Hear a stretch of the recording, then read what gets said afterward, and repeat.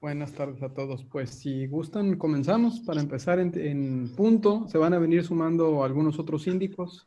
Incluso, como es tradicional, se estará transmitiendo por redes sociales.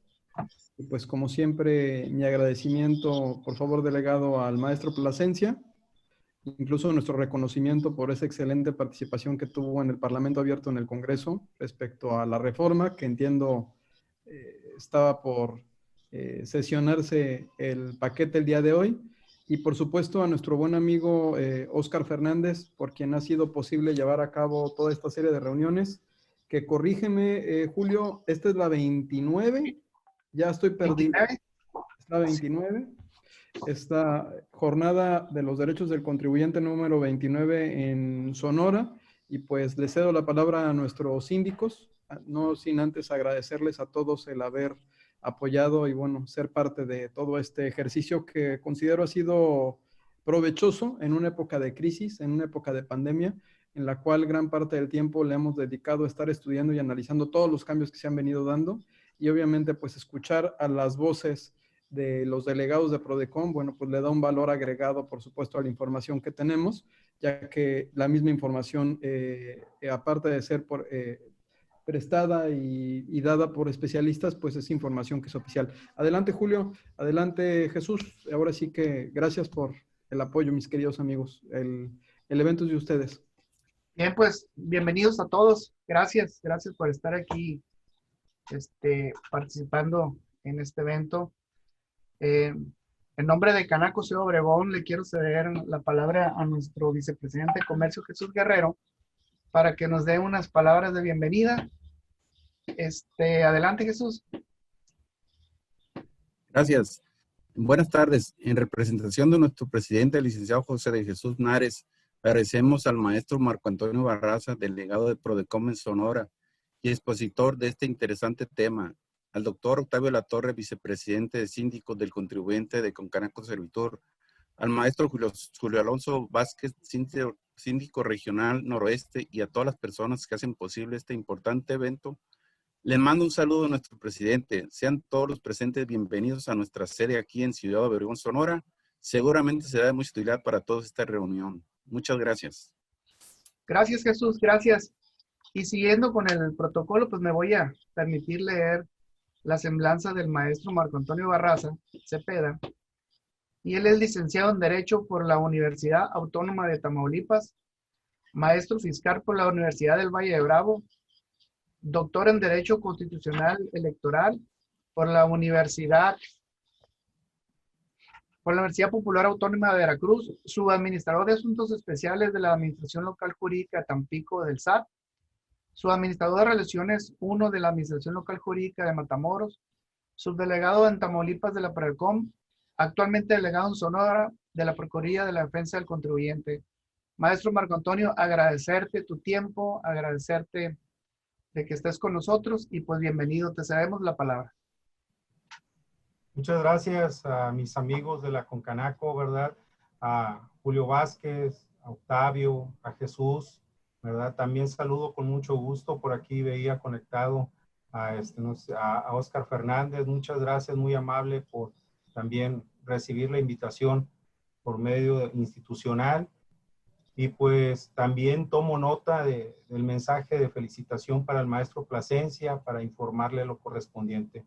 Muchas gracias, estamos muy contentos de estar participando. También quiero agregar una aclaración y un comentario, si se me permite.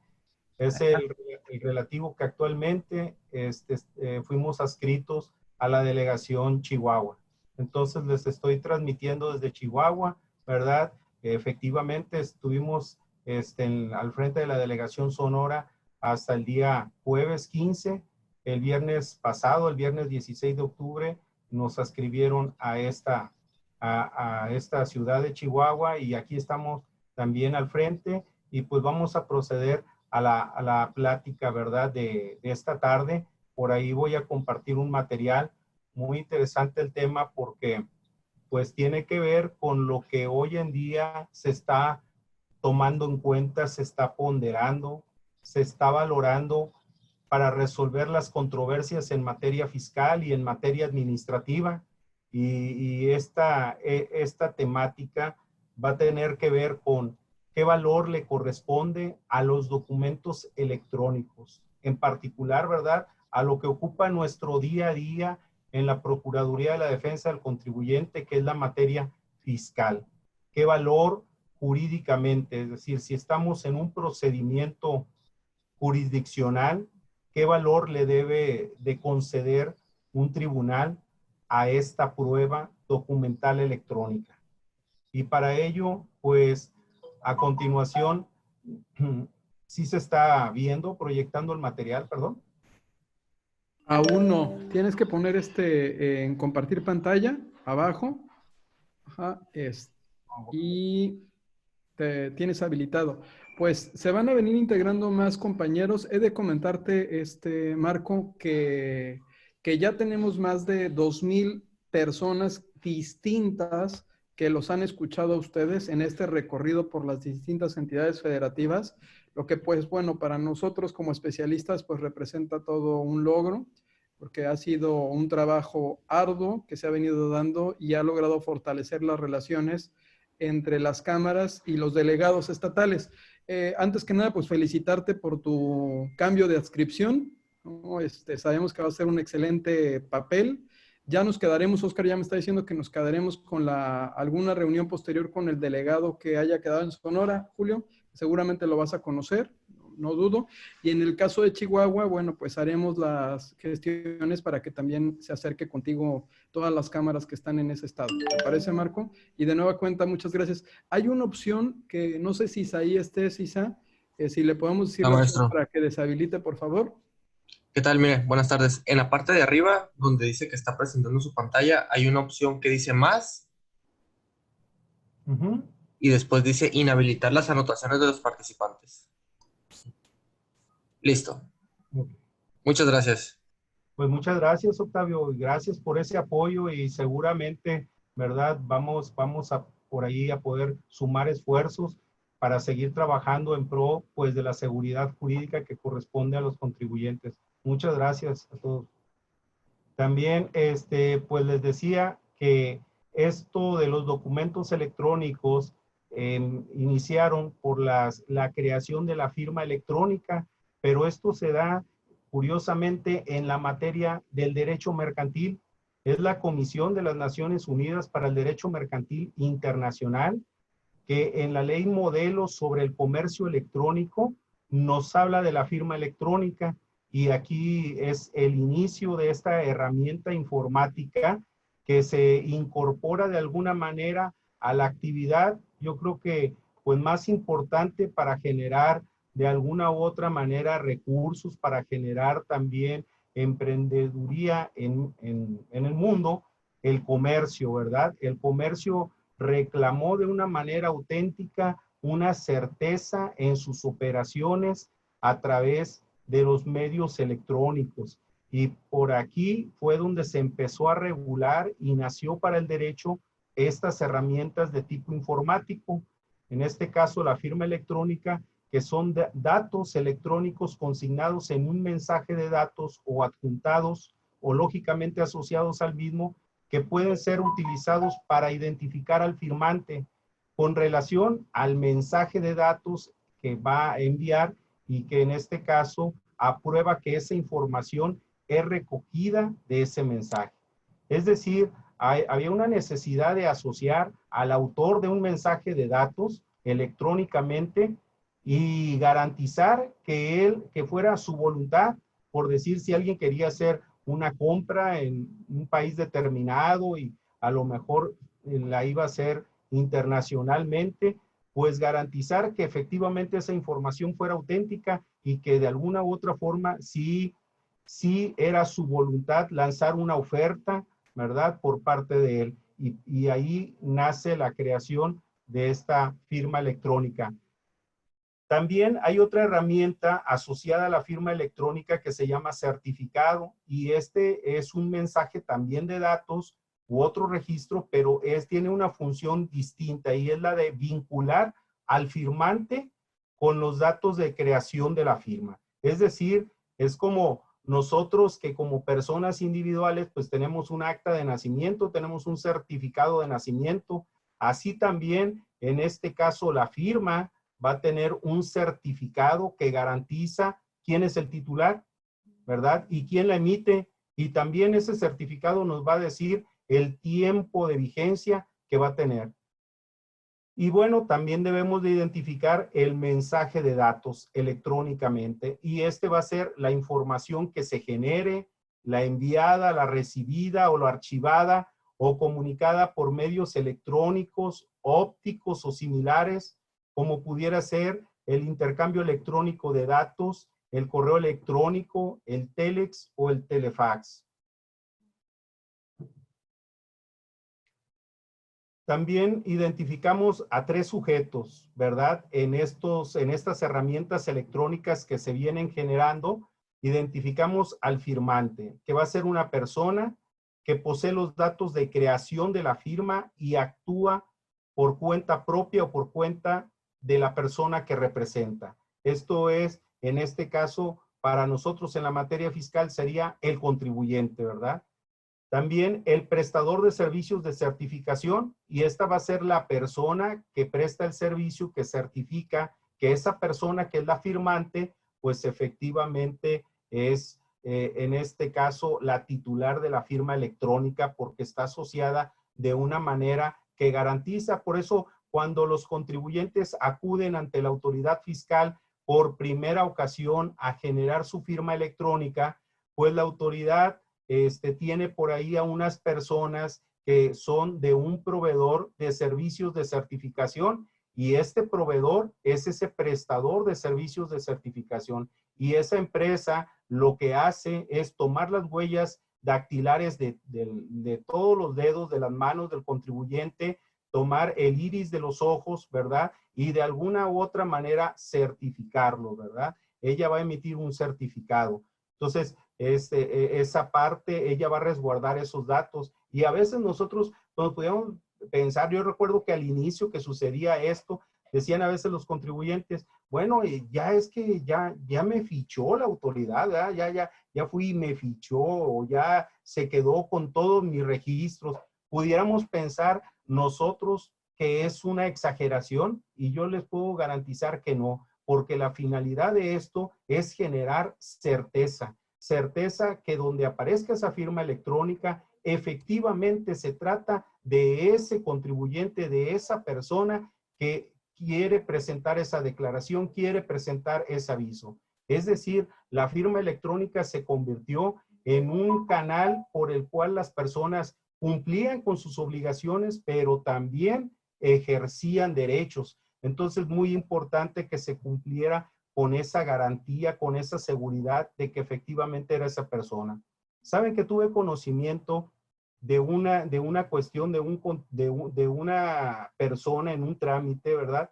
Que lo hizo, le apareció doble a la autoridad. Primero solicitó una firma en una localidad y luego solicitó otra firma en otra localidad. Y era la misma persona, pero con un apellido de diferencia. Y nosotros pudiéramos decir, oye, ¿y cómo sucedió esto? ¿Cómo se dio cuenta la autoridad de que se trataba de la misma persona?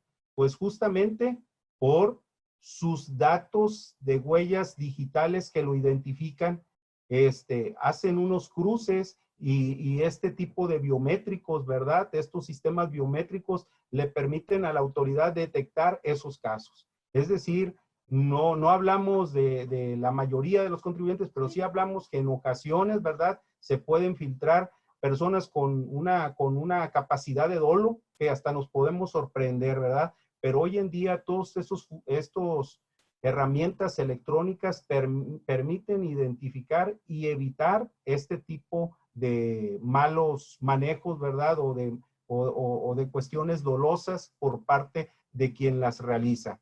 También hay otro sujeto en esto de los mensajes electrónicos, que es la parte que confía. Hasta fíjense cómo que es un protocolo internacional, ¿verdad? La Comisión de Naciones Unidas del Derecho Mercantil Internacional, hasta verifiquen la parte que confía, ¿verdad? Y dice, es la persona que pueda actuar sobre la base de un certificado o de una firma electrónica. ¿Por qué? Porque la persona que en este caso confía es la parte que va a estar de alguna u otra manera confiando y recibiendo la información, ¿verdad? Para verificarla. También aquí nos comenta en su artículo 9 la Comisión de Naciones Unidas sobre el Derecho Mercantil Internacional que es obligación del prestador de servicios de certificación que en un momento determinado para apoyar una firma electrónica que pueda utilizarse con efectos jurídicos, ese prestador deberá actuar de conformidad con las declaraciones que haga respecto de normas y prácticas, actuar con diligencia razonable para cerciorarse de que todas las declaraciones importantes que se hayan hecho en relación con el ciclo vital del certificado o que estén consignadas en él son exactas y cabales. Y esto quiere decir, pues, que justamente por esas declaraciones, como lo son el nombre, como lo es en este caso el RFC, como lo es el caso del CURP, o como en un momento determinado son los datos biométricos de una persona, el iris de sus ojos, las huellas dactilares, pues esos datos tienen que ser de alguna manera exactos y cabales para que funcione todo este respaldo, ¿verdad?, que van a tener estos prestadores de servicios de certificación. También es obligación del prestador de servicios, en este caso, proporcionar a la parte que confía el certificado de medios razonablemente accesibles que permitan a esta determinar la identidad del prestador de servicios de certificación y el firmante nombrado en el certificado tenía bajo sus control los datos de creación de la firma en el momento en que expidió el certificado. También que los datos de creación de la firma eran válidos a la fecha en que se expidió el certificado o antes de ella. Claro, si nosotros vemos que el certificado va a ser su función va a ser vincular, en este caso, al contribuyente con las declaraciones o con las solicitudes de devolución que realice, pues finalmente el certificado lo que va a hacer es de que efectivamente está la autoridad tratando con ese contribuyente que está utilizando esa firma electrónica porque hay un certificado que emite un tercero, que es el prestador de servicios, que así lo garantiza. Aquí yo les puse un ejemplo del certificado, ¿verdad? Que en este caso el SAT me otorgó a mí como contribuyente, ¿verdad? Y aquí lo vemos, ¿verdad? Está emitido y ahí aparece el nombre de su servidor, emitido por AC del Servicio de Administración Tributaria, es en este caso el proveedor de servicios que contrata el SAT, y es válido desde el 24 de noviembre de 2016 al 24 de noviembre de 2020. Entonces, cuando presento una declaración o cuando presento un trámite ante el RFC, la autoridad va a tener en este caso la confianza plena que se trata de su servidor. ¿Por qué? Porque aparte de mi firma electrónica, ahí va a ir el archivo de certificación vigente, ¿verdad? Claro que como ustedes lo verán, la vigencia de un certificado es de 4 años. Entonces, antes de que se me venza, ya merito por ahí en el mes de noviembre, pues ya tengo que acercarme tal vez electrónicamente para renovar este certificado por otros 4 años. Porque si me excedo a ese plazo, pues simple y sencillamente este certificado carece de validez. Al momento en que yo presento una declaración o presento un trámite correspondiente ante la autoridad fiscal, pues simple y sencillamente va a ser improcedente o voy a estar imposibilitado para realizarlo porque este certificado no está vigente. Y este certificado es también el que se cancela en un momento determinado o se restringe por la autoridad cuando se ubica la actuación de un contribuyente en una actuación indebida de incumplimiento de sus obligaciones fiscales, como ya lo han visto en otros temas que han tratado mis compañeros delegados respecto a aquellos contribuyentes que emiten, en este caso, comprobantes fiscales sin sustancia económica o aquellos que hacen uso de esos comprobantes, pues a todos ellos primero les restringen y posteriormente les cancelan este certificado como contribuyentes y obviamente que ya no pueden en este caso, emitir más comprobantes fiscales. Este es el certificado. Lo anterior, pues, es importante por el valor de los documentos electrónicos que está ligado a su certificación por las empresas que llevan a cabo esta función y su fiabilidad. Es decir, esto que vimos es el marco jurídico por la razón por la cual en el derecho a los documentos que se generen a través de la firma electrónica, a través del certificado, tienen un valor jurídicamente hablando. Pero justamente la plática trata como ese valor, cuál es el que le debe corresponder, porque siempre me ha gustado hacer una analogía respecto de lo que pudieras ser en un juicio y sobre el valor que tienen las pruebas. Porque en un juicio, en una controversia, dicen los juicios se ganan por las pruebas. Entonces, ya ven, así como en la analogía es en relación con el juego de cartas, que por cierto, aquí entre nos, ni me gusta ni sé mucho jugar cartas, pero lo utilizo como ejemplo.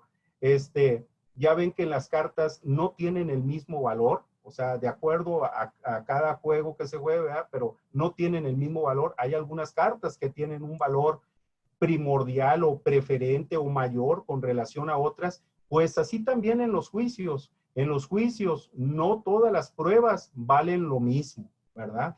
Y entonces aquí vamos a ocuparnos de informarles a ustedes para que como contribuyentes o asesores de contribuyentes pudieran en un momento determinar qué valor puedo confiar que tiene una prueba electrónica. Y para ello vamos a utilizar como base el artículo 210A del Código Federal de Procedimientos Civiles. También se menciona que el Código Federal de Procedimientos Civiles es un ordenamiento base, inclusive sirve de manera supletoria al derecho fiscal y a otras ramas del derecho para temas que expresamente las leyes no prevean. Y este artículo reconoce como prueba la información generada o comunicada que conste en medios electrónicos, ópticos o en cualquier otra tecnología. Para valorar la fuerza probatoria de la información a que se refiere este artículo, se estimará primordialmente la fiabilidad del método en que se haya sido generada, comunicada, recibida o archivada, y en su caso, si es posible, atribuir a las personas obligadas el contenido de la información relativa y además, si posteriormente a su generación puede ser de consulta. Vean ustedes que todas estas características que aquí inclusive les puse con una letra de mayor número, todas estas características las cumple la materia fiscal. Para empezar, el método en que se genera un documento electrónico o una información electrónica en la materia fiscal es un método seguro. ¿Por qué? Porque en este caso se genera esta comunicación, ¿verdad? Y se identifica plenamente a quién lo está emitiendo.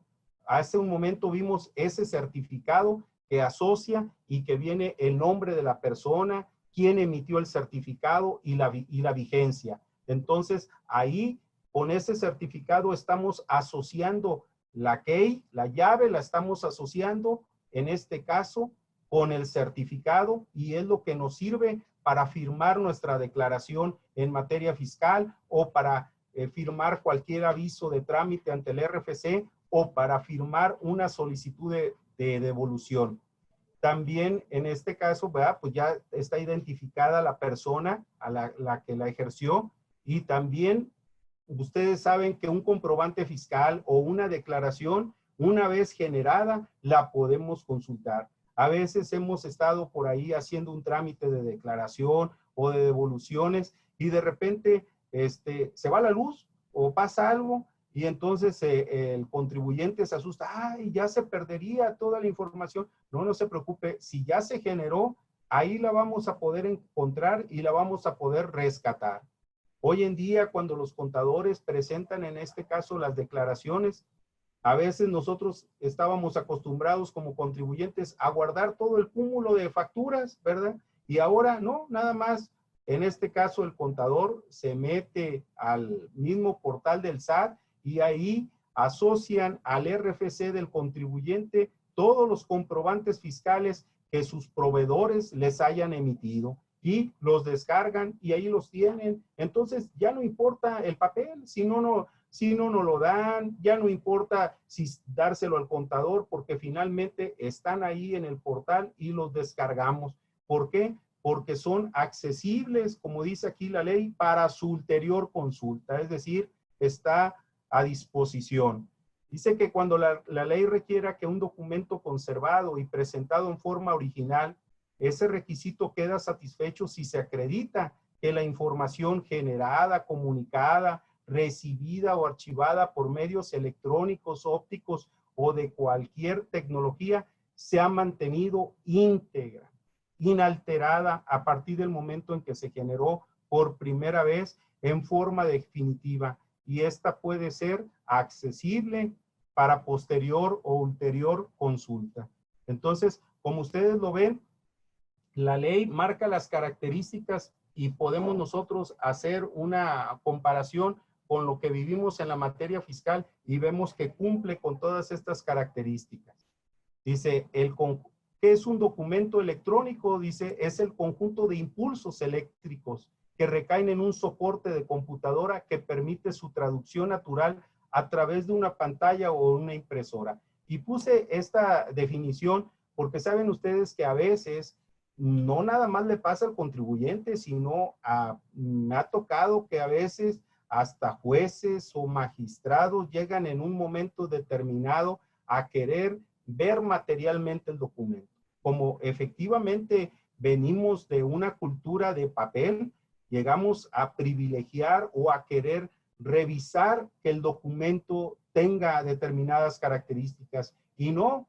La información electrónica, ¿verdad? Se genera en un momento dado y basta, en este caso, demostrar que se envió, basta demostrar con un acuse de recibo que tenemos con sello electrónico, independientemente que ese acuse se presente en copia o no se presente y nada más se diga el número que el folio que generó con motivo del trámite, va a ser obligación de la autoridad valorarla, porque como lo dice esta definición, el documento electrónico es un conjunto de impulsos eléctricos, ¿verdad? En este caso, lo que en un momento determinado recaen en una computadora que es física y que en este caso, ¿verdad?, permiten su traducción natural a través de una pantalla, a través de una impresora. Pero la información ya viajó desde el momento en que en este caso se generó el CFDI y lo timbró la autoridad, ya la información ya existe. Y también pasa con los pedimentos de importación y pasa con las declaraciones. Y entonces, pues, cada vez más nosotros vamos a prescindir de utilizar el papel para utilizar esta información electrónica y nos debemos también de acostumbrar los operadores jurídicos para darles el valor que corresponde en el derecho y sobre todo reconocérselos a quienes así lo estén utilizando debidamente, ¿no? Dice que las características del documento electrónico son la inalterabilidad, es decir, un documento que se genera como consecuencia de la información electrónica, ¿verdad? Es inalterable, es uno de los principales obstáculos para otorgarles eficacia probatoria. Se plantea con la relación al carácter permanente. Pero es el caso de que si ese documento electrónico cuenta con un sistema cifrado y de firma digital, dicho documento electrónico no podrá ser alterado. Es decir, justamente estos documentos que generamos a través de la informática electrónica son documentos que están en un código binario y que ahí queda la hora y el día desde cuando se generan. Por eso su característica de permanencia, por eso su característica de inalterabilidad los distingue y nos brinda justamente a quienes estamos involucrados en la materia fiscal, nos brinda seguridad. Es diferente la valoración de documentos electrónicos sin firma digital, ¿verdad?, de los que sí tienen la firma digital, pues se considera que aquellos que no tienen firma digital van a tener el carácter o la calidad de indicios. ¿Qué es un indicio? Es algo pequeño que por sí solo no alcanza a demostrar un hecho. Eso es un indicio, ¿verdad? En materia procesal, en materia jurídica. Por eso, si nosotros presentamos un documento como lo es un estado de cuenta expedido por las instituciones financieras de nuestro país, ya ven que luego estos estados de cuenta tienen muchas páginas. Entonces yo siempre le recomiendo al contribuyente que exhiba todo completo, ¿verdad? Pero si no puede cumplir con todo, que exhiba la última página, porque ahí viene el sello digital, y ese sello digital le otorga la garantía para que pueda demostrar plenamente que los depósitos, en este caso, o que los pagos que efectuó desde esa cuenta, efectivamente sí quedó registrado ese movimiento, y le van a otorgar no una calidad de indicios, sino una calidad plena a dicho documento electrónico, ¿verdad? Por eso dice, los que no tienen sello digital tendrán la calidad de indicios, y por tanto, como es un indicio algo pequeño, necesita, ¿verdad?, de otros medios de prueba para que en un momento determinado puedan demostrar un hecho. Y como ejemplo de indicios, pues puede ser una copia de un email o de alguna página de internet. Es decir, es una información pequeña que probablemente tenga que estar vinculada con otros medios probatorios para que un magistrado, para que un juez en un procedimiento controversial le dé valor probatorio pleno. Los peritos en la materia. El juez también deberá de apoyarse en caso de ser necesario por peritos en la materia. Esto es peritos en materia informática, electrónica. Esto es, al inicio de esta nueva etapa que nos toca vivir, es de enorme salto en la valoración de pruebas que ya no tiene vuelta atrás. Para los que los abogados, autoridades y jueces tienen la obligación de avanzar al respecto y de dejar de ver hacia el pasado, adentrándonos en la nueva era, preparándonos para ello mediante el estudio. Es decir, a veces me ha tocado ver procedimientos, en este caso, donde la autoridad le dice al contribuyente, no, es que tú no me presentaste las declaraciones donde manifestaras que tienes la pérdida fiscal y por tanto no te lo puedo valorar. Oye, pero si en un momento determinado esas declaraciones se generaron con la firma electrónica y tienen un sello digital, esas declaraciones, además de que tú las tienes ahí en tu sistema, son información electrónica que ya viajó y que ya tú de alguna manera como autoridad certificaste. Por tanto, es tu obligación valorarlas, aunque el contribuyente por alguna situación, ¿verdad?, no las haya podido ofrecer en el procedimiento de fiscalización, porque tampoco la autoridad debe de considerar como una especie de competencia un procedimiento de fiscalización o hasta un juicio, sino que también la autoridad debe de tener conciencia y sensibilidad que representa al Estado mexicano, y como representante del Estado mexicano tampoco debe en un momento determinado buscar que el contribuyente tenga un menoscabo en sus derechos, sino que la Constitución mandata que todas las autoridades en México debemos de buscar el respeto a los derechos humanos, debemos de buscar también el principio pro persona, y en atención a esas obligaciones es que la autoridad en un momento determinado tiene también obligación de valorar aquella información electrónica que generó el contribuyente, independientemente que en el procedimiento de fiscalización, en el periodo de prueba correspondiente, la haya ofrecido o no. Y por aquí yo les comparto, ¿verdad?, en este caso, unas jurisprudencias y tesis aisladas que de alguna u otra manera ya se vienen emitiendo en materia de valoración de los documentos electrónicos. Esta se titula Documento electrónico si cuenta con cadena original, sello o firma digital que genere convicción en cuanto a su autenticidad, su eficacia probatoria es plena. Es decir, yo les diría, es una carta mayor, es un as, ¿verdad?, en el juego de las cartas, es UNAS. Tenemos un documento electrónico, eso prueba plenamente el hecho que ampara, ¿verdad? También aquí dice, de conformidad con el artículo 210 del Código Federal de Procedimientos Civiles de aplicación supletoria a la ley de amparo, la información generada o comunicada que conste en medios electrónicos, ópticos o en cualquier tecnología constituye un medio de prueba que debe valorarse conforme a las reglas específicas contenidas en el propio 210A y no con base en reglas generales aplicables a las copias simples de documentos públicos o privados impresos. Así, para establecer la fuerza probatoria de aquella información conocida como documento electrónico, debe de atenderse a la fiabilidad del método en que se generó, comunicó, recibió o archivó. Y en su caso, si es posible atribuir su contenido a las personas obligadas e igualmente si es accesible para su ulterior consulta. En congruencia con ello, si el documento electrónico, por ejemplo, una factura, cuenta con cadena original, sello o firma digital que genere convicción en cuanto a su autenticidad, su eficacia probatoria es plena y por ende queda a cargo de quien la objete aportar las pruebas necesarias o agotar los medios pertinentes para desvirtuarla.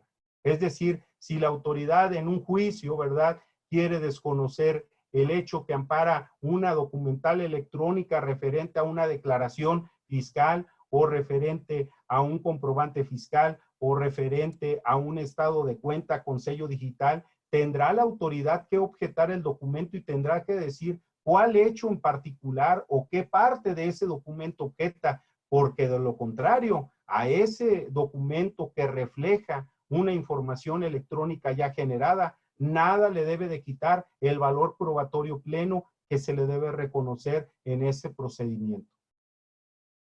También aquí les comparto otra tesis que tiene que ver con los estados de cuenta individuales emitidos por el IMSS. Dice, desvirtúan por sí solos la negativa lisa y llana formulada por el patrón en el juicio contencioso administrativo de haber realizado trámites para obtener una firma electrónica y consecuentemente corresponde a desacreditar los datos contenidos en aquellos. Y esta tesis es importante porque de alguna manera, ¿verdad? Si el IMSS tiene estos estados de cuenta individual, ¿verdad?, con el sello digital, pues de alguna manera, aunque el contribuyente niegue lisa y llanamente que los pudo haber realizado porque no tenía firma electrónica, pues en este caso sí van a ser suficientes como prueba para desvirtuar esa negativa lisa y llana y tendrá el contribuyente o la empresa así que lo haga realizar una consideración o un hecho particular mayor para poder desvirtuar la legalidad de estos informes o estados de cuenta porque en un momento dado tienen ese valor probatorio pleno. También por aquí les comparto que la declaración presentada a través de medios electrónicos y su acuse recibo con sello digital, la constancia impresa o copias simples son aptas para acreditar la aplicación de los preceptos legales en aquella que se sustentó, ¿verdad? Y es que el acuse recibo que contenga el sello digital consistente en la cadena de caracteres generadas por la autoridad, la cual permita acreditar su contenido, ¿verdad? Dice, no debe de acudirse, no se debe de valorar conforme a los documentos impresos, sino conforme al artículo 210A, que es el que estuvimos revisando, conforme al cual, si ustedes ven aquí en el criterio, dice, debe de atenderse preponderantemente a la fiabilidad del método en la que haya sido generada, comunicada, recibida o archivada, y en su caso, ¿verdad?, si ese contenido de la información es atribuible a personas obligadas y si está a disposición para su ulterior consulta.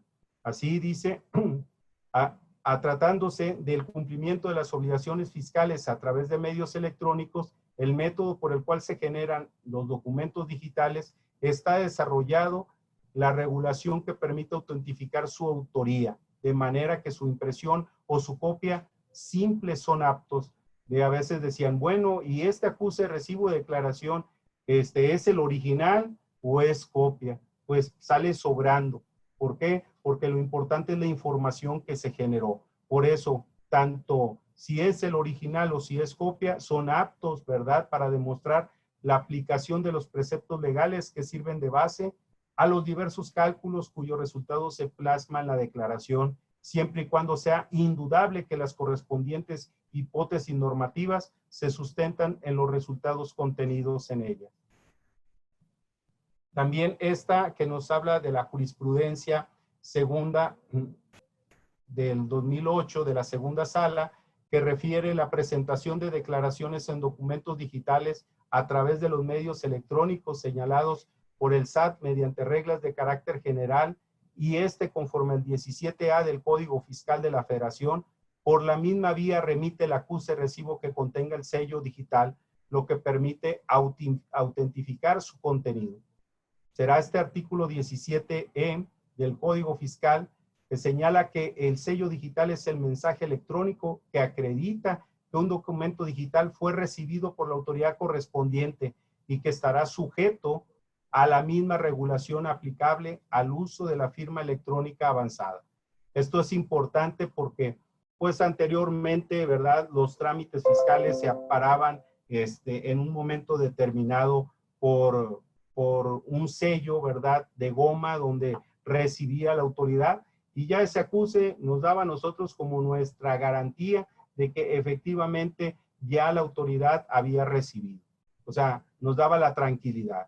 Y ahora no es ese sello de goma físico, ¿verdad?, pero es ese sello digital que contienen todos los documentos electrónicos que nos van a dar a nosotros la seguridad de que efectivamente estamos en presencia de un documento legal ajustado a derecho.